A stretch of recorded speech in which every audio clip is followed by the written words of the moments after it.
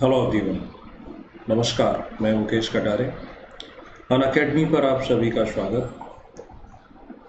यहाँ आपको पिछले लेक्चर में बताया था कि प्रिपरेशन स्ट्रेटजी यानी सिलेबस को लेकर आपके साथ काफ़ी डिस्कशन किया गया था कि जो सिलेबस है एमपीपीएससी का नया बदला हुआ वो टॉपिक आप कहाँ से पढ़ सकते हैं, कैसे उसकी तैयारी कर सकते हैं, डिटेल में कौन सी बुक, कौन सा मटेरियल अवेलेबल है, कौन सा नहीं है, कौन सा आप यहाँ अनअकैडमी प्लस से प्राप्त कर सकते हैं।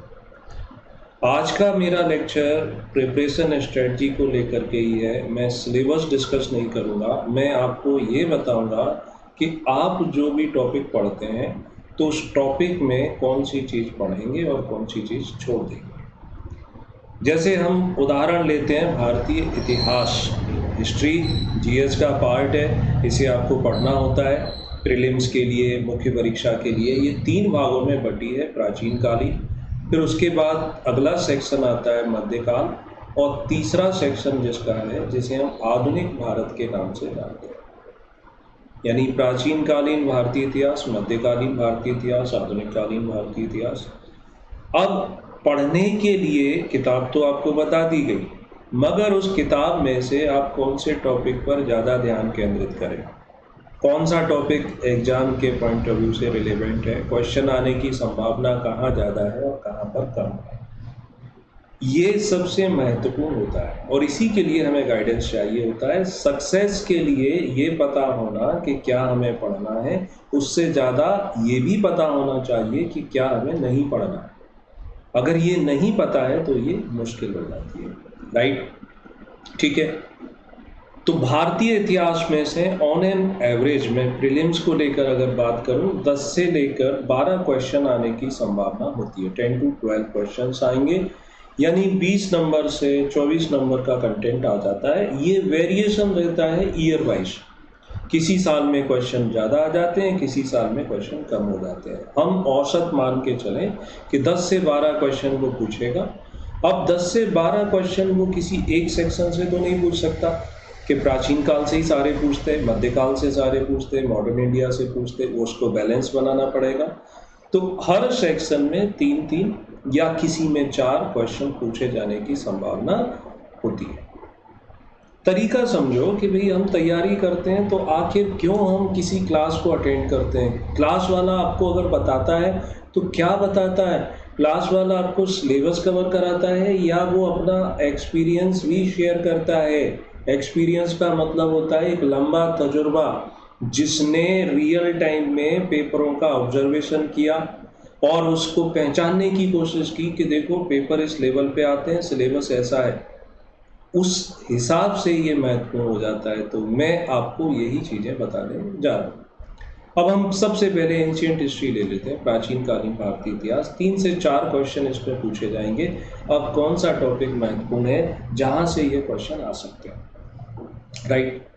सबसे पहले पूरे इतिहास में, पूरा न सिर्फ प्राचीन मध्यकालीन बल्कि आधुनिक, एक क्वेश्चन है जो कहीं ना कहीं प्रीलिम्स में किसी न किसी युद्ध से संबंधित आता है, वार। चाहे वो विदिशा का युद्ध हुआ हो, चाहे अशोक का युद्ध हुआ हो, चाहे कर्नाटक के युद्ध हो, चाहे वो हल्दी घाटी का हो, पानीपत का हो, चाहे वो रावर का युद्ध हो, चाहे सिंध का युद्ध। कहने का मतलब है युद्ध से कोई क्वेश्चन आता है तो युद्ध तो इतिहास में इतने सारे हैं, हम कितने पढ़ें?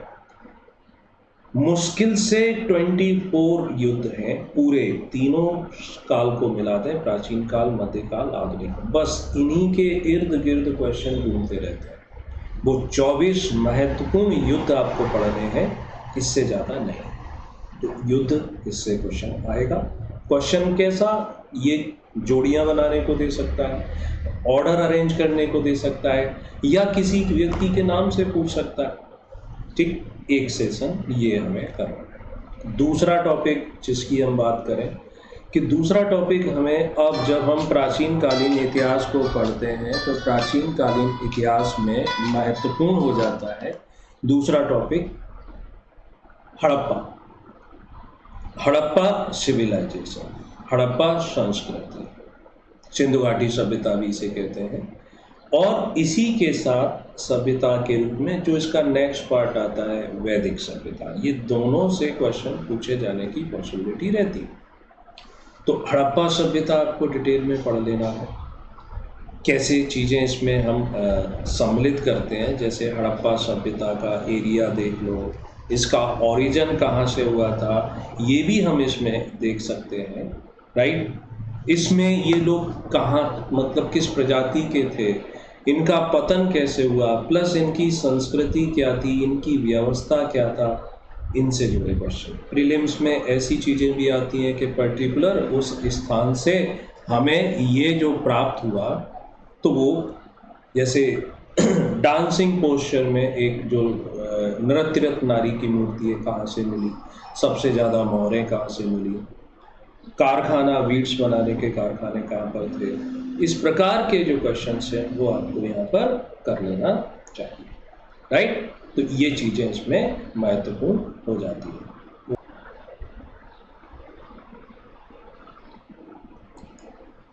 राइट। सॉरी।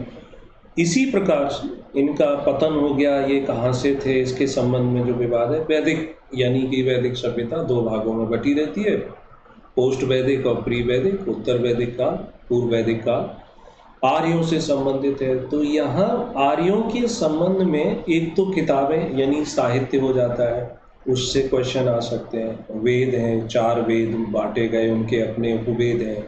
उसके बाद दर्शन है, आरण्यक ग्रंथ है, उपनिषद है, महाकाव्य है। तो कुछ इससे भी कोई ना कोई क्वेश्चन आ जाता है, तो ये सेक्शन भी महत्वपूर्ण हो जाता है। दूसरी तरफ फिर हमें आर्यों के संबंध में सारी जानकारी, मतलब कहाँ से आए थे, कब आए थे, ठीक है, इनका राजनीतिक स्वरूप क्या था, इनकी सांस्कृतिक व्यवस्था कैसी थी, इनकी सामाजिक व्यवस्था कैसी थी, ये चीज़ें करेंगे। दोनों को कंपैरिजन भी किया जा सकता है। ये जब हो जाता है तो उसके बाद फिर 2 धर्म विशेष रूप से हमें पढ़ने होते हैं, एक जैन धर्म के बारे में और दूसरा बौद्ध धर्म के बारे में, यानी महावीर स्वामी और गौतम बुद्धा से संबंधित क्वेश्चन आते हैं। तो जैन धर्म जिसमें 24 तीर्थंकर हैं, क्या महावीर स्वामी ने बताया, त्रिरत्न कौन से होते हैं, सम्यक दर्शन, सम्यक आचरण, सम्यक, ये सब चीज़ें जो कहते हैं उनको कर लेना चाहिए। बौद्ध में भी यही बातें आती हैं, फिर इसमें संगीतियाँ होती हैं, ये महत्वपूर्ण हो जाता है। जैन और बौद्ध हुए, देन अब क्या करना है हमें एंशिएंट इंडिया में, एंशिएंट इंडियन हिस्ट्री में। तो अब आपको जो तैयारी करनी है एंशिएंट इंडियन हिस्ट्री में, जो महाजनपद आते हैं, महाजनपद जो कि 16 थे, अब उस 16 में मगध से शुरुआत करेंगे। कभी कभी एक टफ सा क्वेश्चन आ जाता है महाजनपद के रिगार्डिंग, हो सकता है कि वो किसी महाजनपद को लेकर के उसकी राजधानी पर चर्चा आपसे कर लें, या ऐसा हो सकता है कि वर्तमान मध्य प्रदेश में प्राचीन कालीन कौन कौन से महाजनपद हैं उसके बारे में कोई बात, कोई क्वेश्चन भूले भट के दे सकता है। तो मगध में शुरुआत के जो 3 शासक हैं, यानी मौर्य वंश के पहले, एक तो नंदवंश, नंदवंश के पहले नागवंश है ना, बृहद्रथ, एक और जो वंश आता है वो, और फिर सीधा फोकस करेंगे हम कहाँ, मौर्य काल पर। तो मौर्य डिटेल में पढ़ने का काम, स्थापना, इनके समय 2 भागों में बढ़ता है इतिहास प्रीलिम्स में विशेषकर। एक यहाँ साहित्य से संबंधित क्वेश्चन पैरेलल चलेंगे ही चलेंगे, और साथ ही साथ राजनीतिक, सामाजिक, सांस्कृतिक गतिविधियों से संबंधित क्वेश्चन आते हैं। साहित्य का अर्थ है कि उस समय के इतिहास की जानकारी देने वाली किताब, जैसे गुप्त और मौर्य में यहाँ कई सारे ऐसे साहित्य मिलते हैं, राइट। कश्मीर के इतिहास का जिसमें वर्णन किया गया, वो ऐतिहासिक ग्रंथ कौन सा है ना, कुछ इस प्रकार की चीज़ें। तो चंद्रगुप्त मौर्य के कार्य, चाणक्य ने कैसे सहयोग दिया, मौर्य के, फिर चंद्रगुप्त मौर्य के बाद उसका पुत्र आया अशोक तक, और इनकी पूरी प्रशासनिक व्यवस्था, अशोक के द्वारा जो धम्म चलाया गया था उसके बारे में पूछा जाएगा, अशोक का जो सिद्धांत था उसके बारे में पूछा जाएगा, कलिंग का युद्ध तो हम पहले बात कर चुके, मौर्यकालीन संस्कृति क्या था, मौर्य के उत्कर्ष का कारण क्या था, ये।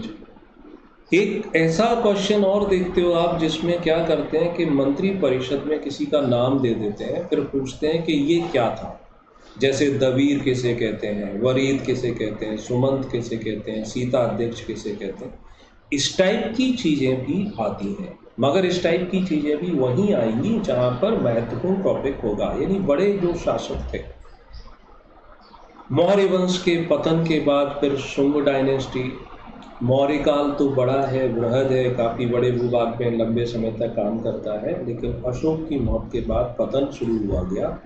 तो उसके बाद जो कुछ डायनेस्टी आती हैं जो उनके क्षेत्र में थे, उन्होंने अपने आप को स्वतंत्र कर दिया, तो वो भी महत्वपूर्ण है। पुष्यमित्र, शुंग महत्वपूर्ण है, कण्व वंश महत्वपूर्ण है, आंध्र या सातवाहन वंश महत्वपूर्ण है। लेकिन अंतर क्या आता है कि मौर्य के पढ़ते समय हमें कम से कम अपने नोट्स 3-4 पेज के रखने पड़ते हैं, अपने नोट्स। किताब की बात नहीं कर रहा हूँ, किताब में तो बहुत ज़्यादा डिटेल में होता है। यदि मैं चंद्रगुप्त मौर्य के ऊपर नोट्स तैयार करूँगा तो यही शॉर्ट में इनका कार्यकाल, कब शासक बने थे और इनकी मृत्यु हो गई थी, और इनके तो मुश्किल से आधा पेज में मैं तैयार करूँगा, लेकिन किताब में तो काफ़ी डिटेल में रहता है। लेकिन शुंग और कण्व वंश, उसके बाद आंध्र या सातवाहन वंश, तो इनकी एक एक या दो दो विशेषताएं हैं, उन्हीं से क्वेश्चन आते हैं। अश्वमेध यज्ञ किसने किए, वहाँ से क्वेश्चन आ जाता है। किस वंश को मात्र सत्तात्मक वंश कहते हैं, सातवाहन वंश से आ जाता है। किस वंश ने प्राचीन भारत में लेड के सिक्के चलवाए थे, तो वो आ जाता है ना। जिस वंश के हाथ में जैसे सत्ता आई उसी तरीके से फिसल जाती है, ये कथन किसके संबंध में आता है। तो इनको ही हमें शॉर्ट में समराइज करना होता है। ये शुंग वंश, कण्व वंश, सातवाहन वंश, अन्य वंश जो बड़े स्तर पर नहीं रहे, इनका संस्थापक रटना होता है, शक्तिशाली शासक रटना होता है, और कुछ एक दो ये महत्वपूर्ण फैक्ट होता है। इनको करके हमारी पूरी ये तैयार हो जाती है। देन मौर्य के बाद ये बीच के कुछ पीरियड में शासक होने के साथ साथ फिर आता है गुप्त डायनेस्टी, गुप्त साम्राज्य। ये महत्वपूर्ण है, इसको स्वर्ण युग भी कहा गया है, गोल्डन एरा। अब स्वर्ण युग कहा है, किसने कहा है, ये तो फैक्चुअल हो गया प्रीलिम्स में। क्यों कहा है, इसका आंसर देना पड़ता है मुख्य परीक्षा में। ठीक, तो गुप्त साम्राज्य, शुरुआती शासक श्रीगुप्त घटोत्कच के बारे में जहाँ सामान्य सी जानकारी, फिर इसका वास्तविक संस्थापक समुद्रगुप्त के बारे में, फिर जो इसके महान शासक थे चंद्रगुप्त विक्रमादित्य के नाम से, इनके दरबार में रहने वाले जो कई सारे दरबारी थे, उनकी भी विशिष्ट उपलब्धियाँ हैं। इनकी प्रशासनिक व्यवस्था, इनकी राजनीतिक, इनका सांस्कृतिक, सामाजिक, राजस्व प्रणाली, ये सब चीज़ें हमें पढ़नी है। और प्राचीन काल में कभी कभी टाइटल से भी क्वेश्चन पूछ देते ना कि पर्टिकुलर ये उपाधि किस राजा ने ग्रहण की। जैसे समुद्रगुप्त को तिरपिता तोय वाहन के नाम से जानते थे, इस प्रकार से विक्रमादित्य के नाम से कितने शासक हुए, ये महत्वपूर्ण है। पितृहंता किसे कहते हैं ना, ये महत्वपूर्ण चीज़ें हो जाती हैं। फिर इसी के समय की स्थापत्य कलाएं भी आ जाती हैं। मौर्य काल में स्थापत्य कला पर ध्यान नहीं देते क्योंकि उस समय इतनी अच्छी बिल्डिंगें बनी नहीं थी जो अभी तक सलामत रहें, घास फूस का प्रयोग किया जाता था। बट गुप्त काल में बौद्ध विहार बने, चैत्य बने, स्तूप बने, उनके संबंध में है ना, इनसे संबंधित। फिर कैसे इनका पतन हुआ, और गुप्त काल के पतन के बाद फिर जो छोटे छोटे शासक आ जाते हैं उनके बारे में भी आपको पढ़ना पड़ता है। गुप्तोत्तर काल जिसे कहते हैं, जैसे इसमें आपको वर्धन वंश के बारे में पढ़ना पड़ेगा। हर्षवर्धन प्रमुख, हर्षवर्धन के कुछ कार्य भी देखने पड़ते हैं, राइट। इसी समय क्वेश्चन का ट्रेंड जो है ये संगम काल में भी फोकस करते हैं। संगम काल, संगम काल यानी दक्षिण भारत में ये चोल, चेर, पांड्य, ये भी महत्वपूर्ण है। महत्वपूर्ण से मतलब है कि देखो इनको पढ़ने में एक बार आपको बोरियत हो सकती है, मगर चोल शासक यानी संस्थापक कौन था, शक्तिशाली कौन था, इनके भी कुछ विशेष नाम आते हैं, तो वो भी आपको थोड़ा सा एम्फेसिस देना पड़ेगा। अगर ये छोड़ दोगे तो हो सकता है वाई लग इस ईयर में ना पूछे, अगले साल में तो रिपीट कर ही सकता है ना, राइट। देन फिर इसके बाद चालुक्य राष्ट्रकूट, है ना, इनके बारे में। संगमकालीन संस्कृति भी पूछी जा सकती है, जैसे नागर शैली, द्रविड़ शैली, इनसे बने हुए जो कुछ मंदिर हैं। और प्राचीन काल में ही हम किसको रख देते हैं, राजपूतों को भी सम्मिलित कर सकते हैं। तो राजपूतों का भी, वैसे मध्यकाल में भी इसको जोड़ते हैं, आप चाहो तो राजपूत के संबंध में भी पढ़ सकते हैं। चंद्रवंशी, सूर्यवंशी के नाम से गायकवाड़ वंश आएगा, गुर्जर प्रतिहार वंश आएगा, चौहान वंश आएगा। इनके आपस में जो संघर्ष चले, मध्य प्रदेश के संदर्भ में चंदेल वंश महत्वपूर्ण हो जाता है, बुंदेलखंड के बारे में, इनके द्वारा जो मंदिर बनाए गए उन पर आपको फोकस करना होता है, राइट। तो त्रिपक्षीय संघर्ष है ये। तो प्राचीन काल में ये टॉपिक जो डिस्कस किए ये महत्वपूर्ण होते हैं। अब एक लिमिट होती है कि चलो हमने माना कि हम क्या पढ़ रहे हैं, चंदेल वंश पढ़ रहे हैं, तो चंदेल वंश अब कितना डेप्थ वाइज पढ़ें, सब कुछ पढ़ना है। कभी कभी कोई क्वेश्चन ऐसा आ जाता है कि जिसका नाम हमने नहीं सुना, तो कभी कभी आ जाता है, ऑलवेज नहीं आता, हमेशा नहीं आता। इसका फाउंडर कौन था, स्वतंत्र संस्थापक कौन था, फिर शक्तिशाली कौन था, है ना, इनका खजुराहो के मंदिरों में योगदान है तो इनके बारे में पढ़ लेंगे। इस ढंग से आप अपनी अप्रोच को विकसित कर सकते हैं। अप्रोच डेवलपमेंट आता है प्रीवियस ईयर के क्वेश्चन पेपरों को ऑब्जर्व करने से। पुराने जो पेपर हुए, थोड़ा टाइम टेकिंग प्रोसेस होता है, स्टूडेंट इसको करना नहीं चाहता है, लेकिन जो करता है उसको बेनिफिट होता है। आप 3 से 4 साल पुराने जो पेपर हुए हैं उनको उठाओ और प्राचीन कालीन इतिहास से जो क्वेश्चंस पूछे गए उनको आप नोट डाउन करो अलग, और फिर उनका ऑब्जर्वेशन करो कि हड़प्पा सभ्यता के से क्वेश्चन किस लेवल के आए थे, वैदिक काल से कौन कौन से क्वेश्चन पूछे थे, क्या हम जो पढ़ रहे हैं उससे कवर हो रहा है। यदि विशेष हैं, ज़्यादा क्वेश्चन है, इसका मतलब है आपको आपकी अपनी स्ट्रेटजी में परिवर्तन लाना पड़ेगा, चेंज करना पड़ेगा। बिना उसको चेंज किए हुए आप उसे नहीं पढ़ सकते। तो इसलिए कहा जाता है कि प्रीवियस ईयर के क्वेश्चन पेपर वो आपकी अप्रोच बनाते हैं, उन्हीं से आधार बनता है कि हम अपनी तैयारी को दिशा कैसे दें, राइट। तो प्राचीन कालीन इतिहास की तैयारी ऐसे कर सकते हो, प्रीलिम्स के लेवल पे इस टाइप से किया जा सकता है। आगे मैं चर्चा करूं उसके पहले अनअकैडमी प्लस जो है वो आप ज्वाइन कर लें। इसमें मेरा रेफरल कोड मुकेश लाइव रहेगा, बॉटम में आप देखोगे चलता रहता है स्क्रिप्ट में। यहाँ कई सारी टेस्ट सीरीज आपको विदाउट एनी फीस मिल जाती है। मैं जो करेंट में जो क्लासेस यहाँ ले रहा हूँ, इसमें मैं भूगोल प्रीलिम्स को लेकर रात को 9 बजे क्लास रहती है।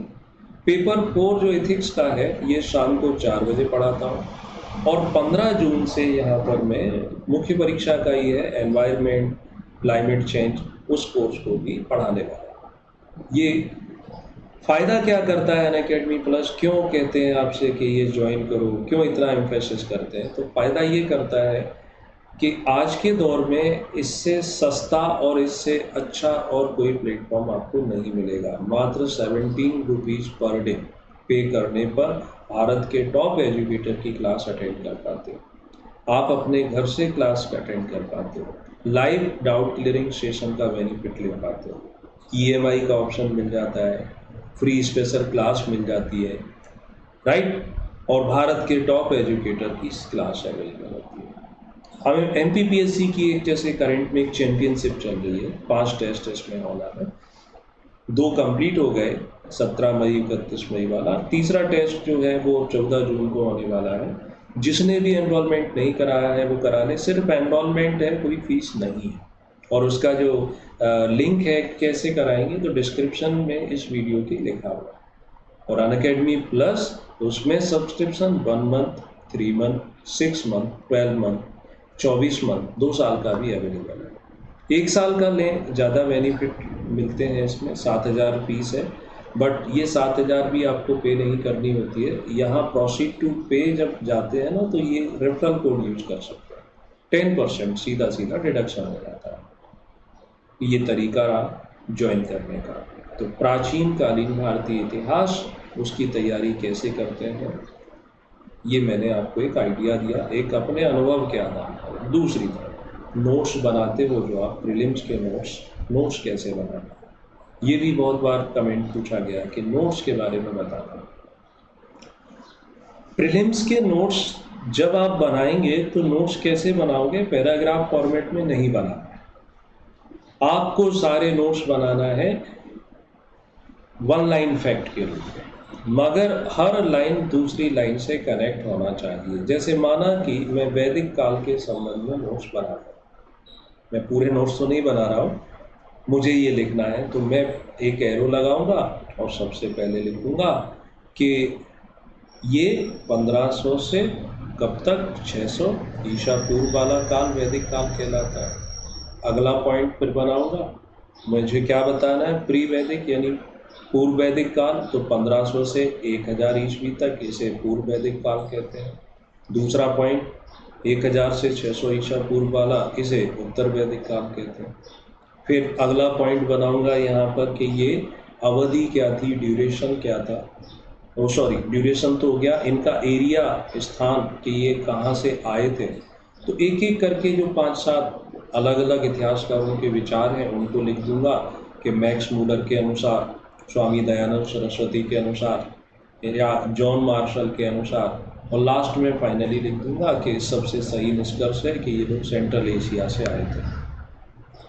ये वन लाइन फैक्ट नोट्स यानी हर फैक्ट अपने आप में कंप्लीट है और दूसरा फैक्ट उससे रिलेट करता है, तो सीक्वेंस भी बन जाता है। प्रीलिम्स में फैक्ट जल्दी से याद हो जाते हैं। आपने पढ़ लिया, आपके लिखे हुए नोट्स हैं, हाथ रखते जाओ, अपने आप से पूरा फैक्ट आपको याद आता जाएगा कि मैंने नीचे क्या छिपाया हुआ। तो इस ढंग से तो प्रीलिम्स के नोट्स बनाए जाते हैं। सिविल सेवा मेहनत का काम है, स्मार्ट वर्क काम करता है। जो मैंने आपको बताया कि कई लोग इतना डिटेल पढ़ जाते हैं तो वहाँ स्मार्टनेस के साथ लिमिटेड, और हार्ड वर्क आपको ये सब क्रियाएं स्वयं करनी होती है। ओके, अगले लेक्चर में मैं आपको मध्यकालीन और आधुनिक भारत के इतिहास को लेकर के कौन कौन से टॉपिक हमें कवर करना चाहिए, कहाँ हमें ज़्यादा ध्यान देना चाहिए, उस पर डिस्कशन करें। कोई भी क्वेरी है, डाउट है, कमेंट में छोड़ दें, अगले सेशन में हम उसको ऐड कर लेंगे। वीडियो लाइक कर दें, शेयर कर दें, चैनल सब्सक्राइब कर लें। Thank you so much.